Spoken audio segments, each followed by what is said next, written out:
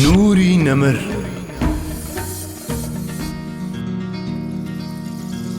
فیتنەی کۆمۆنیزم. ئیبن عومەر ڕەزای خوای لێبێ دەجێڕێتەوە. ڕۆژێکیان پێغەمبەری خوا ڕووی کردە لای خۆرهەڵات و فەرمووی: ألا إن الفتنة هاهنا من حيث يطلع قرن الشيطان.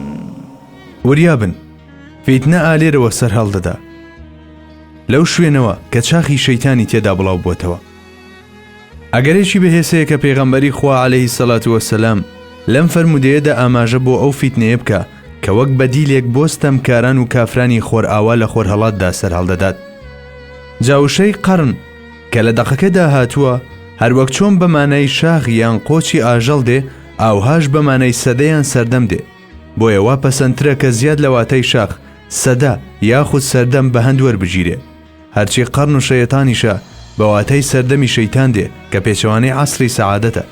سەردەمی شەیتان ئەو سیستەمە نەگریسەیە کە لەسەر بناغەی ئینکاریکردنی ئولوهیەت دامەزراوە و ئامانجیشی بڵاوکردنەوەی ئیلحاد و ئیباحیەت و هەموو ئەو خراپەکاریانەیە کە لە دوێنێەوە تا ئەمڕۆ شەیتان لە ڕێگەی نەفسی ئەمارەی بەدخوازەوە هەوڵی داوە بیچرپێنێ بە ناخی مرۆڤدا. ئەگەرچی ئەم سیستەمە تۆقێنەرە کە ڕۆڵەی ناشەرعی ڕژێمی سەرمایەداریە ئێستاوە لە گیانەڵادایە کەچی تا ئەم ساتەش لەسەر زەوی پاڵەوانی بێڕکابەری دوژمنایەتیکردنی دین و دیانەت و موقەدەسات و مێژوو تەنانەت دیموکراسیشە و بووەتە خەونی ترسناکی مرۆڤەکان. بۆیەوە دەبینم پێغەمبەری خوا ئەو سەردەمەی کە ئەم سیستەمەی تێدا باڵەدەستە بە شوێن کەوتوانیشیەوە بە سەردەمی شەیتان ناوزەت دەکا. ئیتر بەم جۆرە هۆشیاری دەداتە ئومەتەکەی لە بەرامبەر ئەو قەیرانە جیهانیەوە کە ئەم سەردەمە لەگەڵ خۆیدا دەیانهێنێت. گەنجینەکەی فورات. پێغەمبەری سەروەرمان درودی خوای لێبێ لە فەرمودەیەکدا دەفەرموێ: يوشك الفرات أن يحصر عن كنز من ذهب أو جبل من ذهب فمن حضره فلا يأخذ منه شيئا. نزیکە ڕووباری فورات ڕۆ بچێ و چیایەکی ئاڵتون دەربخات، ئەگەر هەر کەستان لەوێ بوو با هیچی لێ هەڵ نەگرێت. تا ئێستا چەندەها جەنگ و کوشتاری گەورە لە نزیک فوراتدا ڕوویاندا. جا ئەگەر لە مێژوێکی نزیکەوە دەست پێ بکەین دەبینین جەنگێکی مەزن لە نێوان عێراق و ئێراندا لە نزیک ڕووباری فوراتدا ڕوویدا لە ساڵی 1958دا هەر لە نزیک ئەو ڕووبارەدا کوشتارگەیەک ڕوویدا چەندەها کەس لە نەوەکانی پێغەمبەری خواتیایدا کوژران. لەگەڵەوەشدا ناکرێ ئەو دووڕووداوەی سەرەوە ببنە ڕاوە و مەبەستی فەرمودەکەی پێغەمبەری خوا، بەڵکو وا گونجاوترە بە دووی ئەو ئاماژانەدا بگەڕین کە بۆ کۆمەڵە ڕووداوێک کراون لەوانەیە لە داهاتوودا ڕووبدەن. بۆ نمونە هەروەک چۆن دەکرێت بە شێوەیەکی مەجازی ئاماژە بێ بۆ ئەو سەردەمەی کە ئاوی فورات وەگە ئاڵتون بە نرخ دەبێت، ئاوهاش دەگونجێ وشەی ئاڵتون هێما بێ بۆ ئەو داهاتەی لە ئەنجامی دروستکردنی بەندا و بربەستەکانەوە بەدەست دێ. هەروەک دەشگونجێ هەواڵی ئەوە درابێ کە ئاوی فورات بە تەواوی وشک دەبێ و لە ژێریدا چەندین پاشخان و سەرچاوی ئاڵتون و نەوت دەردەکەون. ئەمە جگەلەوەی کە دەکرێت لە ئەنجامی داڕمانە خاچیەکانەوە کانێکی لەو شێوەیە بدۆزرێتەوە. بەڵام هەر چۆنێک بێت گومان لەوەدانیە فەرمودەکە باز لە مەترسی ئەو ناوچەیە دەکا کە وەک بۆمبێکی تەوقیتکرا وایە لە جەستەی جیهانی ئیسلامیدا. ئەمانە شتانێک نین ئەمڕۆ دەرکەوت بێتن، بەڵکو ڕوودا و گەلێکن لە داهاتوودا ڕوودەدەن.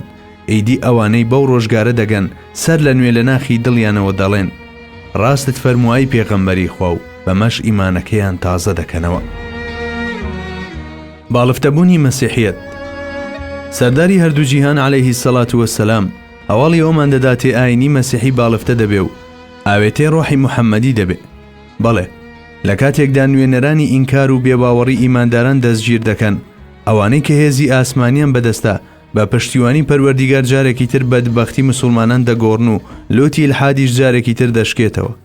لەم جەنگە جیهانیەدا هەموو لایەک پڕ دەبێت لە تەرم و جەستەی مردوو. اینجا هەڵۆکان هەڵدەستن بە گواستنەوەی ئەو تەرمانەی کە سەرزەویان داپۆشیوە. ئاماژەی ئەم هەڵۆیانە بۆ دەستگایەکی دیاریکرا و چەندە مانابەخشە. چاکسازی لە کشتتوکاڵدا. چەندین چاکسازی پێشکەوتن لە بواری کشتتوکاڵدا ئەنجام دەدرێت. لە سایه ئەو پێشکەوتنانەوە هەناری وا دێتە بەرهەم کە 20 کەس اینجا دەتوانن تەواوی بکەن و سێبەری توێکلەکەیشی مرۆڤێکدا دەپۆشێ. هەروەها دەنکە گەنمیش بەو جۆرە گەورە دەبێت. ئەمانەشتانێکن ئێمە لە ڕۆژگاری ئێستاماندا نایان بینین، بەڵام بە دڵنیاییەوە لە داهاتوودا دەبینرێن. جاکە ئەو ڕۆژە دێ دەوترێت بەڕاستی تۆ نێردراوی پەروەردیگاریت. ئیتر بەم شێوەیە ڕایەڵەکانی وابەستەبوون بە پێغەمبەری خواوە نوێ دەکرێتەوە و پتەوی بەدەست دێنن، چونکە سەدەکانی ڕاستی و دروستی ئەوە دەردەخەن و هەموو فەرمایشتەکانی یەک بە یەک دەخەنە پێشچاوان. ئێمە شەیدە و تامەزرۆی ئەو سبەینەیەین کە لە ڕەحمی زەمەنەوە چاو بە دنیا هەڵدێنێت. ئەوە سبەینەیەکە جگە لەو هیچ ڕۆشناییەکی تر نییە. خۆ ئەگەر ساتێک خامۆش ببێت ژیان سەر تاپا دەبێتە شەوی یەڵدا، دەگڕۆ حەشاد بێ عاکیف.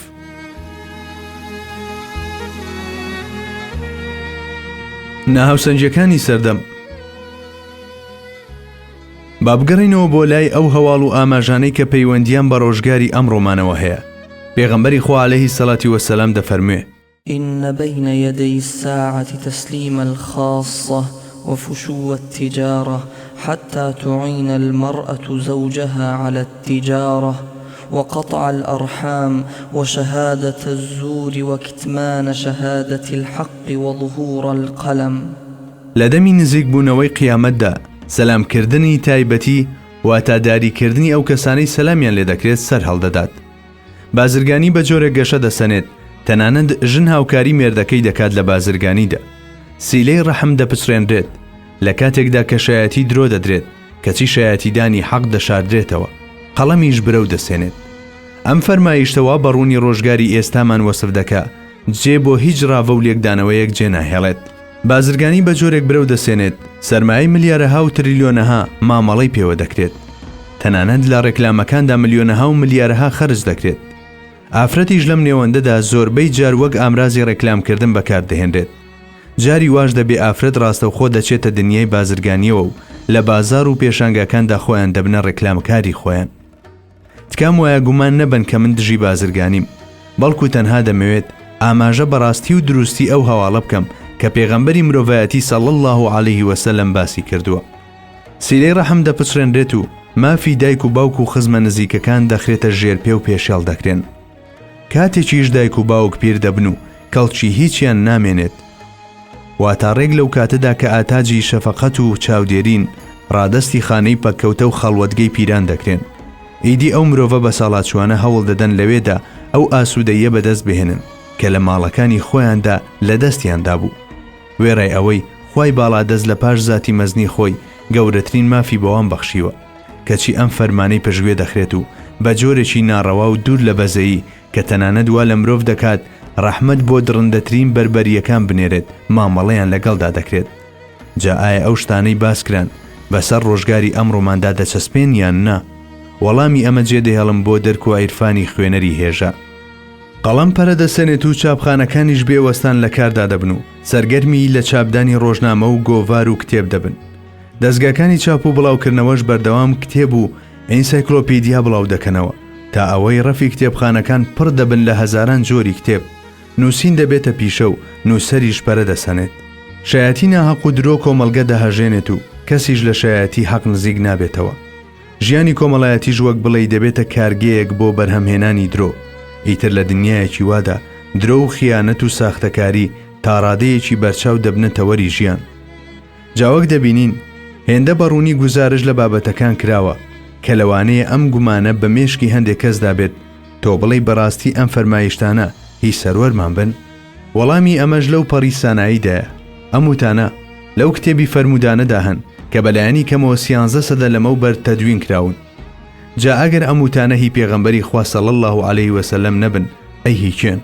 چێ توانای ئەوەی هەیە وەک ئەوەی بە چاوی خۆی بیبینێ باز لەو ڕووداوە نەبکە کە ئەو هەموو سەدەیە دوای خۆی دێنەگۆڕێ؟ خۆ ئەگەر ئەو وتانە هی هەر کەسێکی تر بن جگە لە پێغەمبەری خوا، مەگەر نابێت لانی کەم هێندەی سەروەرمان دارایی ڕوانینێکی نورانی بێت؟ جا ئایا لە مێژوودا کەسێکی تر هەیە هاوشانی پێغەمبەر بێت تا ئەم فەرمایشتانەی بدرێتە پاڵ؟